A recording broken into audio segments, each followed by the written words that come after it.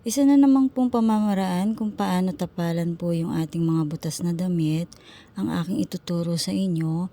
Bali meron ako ditong pinrovide na itinapal sa ibabaw. Ginuhitan ko po siya ng korte nga star. Pero nasa inyo po kung anong korte yung gusto ninyo. Pwede pong heart, bilog, or tatsulok. Ayan, pasadahan ko lang siya dun sa korte niya. And then, gugupitan ko po siya. Kailangan po yung gupit ninyo ay nakaayon dun sa korte nung magiging design nung inyong ginawa. Ayan, pagkatapos ko pong gupitan yan, ayan, binaliktad ko siya. Ayan po yung kinalabasan niya.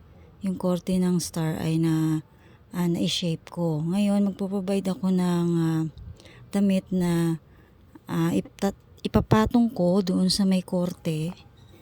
Any material po, may design or any color para makita po yung korte niya. And then, tinap 116 ko po paikot yung korte na star. Ayan, gayahin nyo lang po yung proseso na aking ginawa. Ayan, maraming salamat po sa mga sumusubaybay sa akin.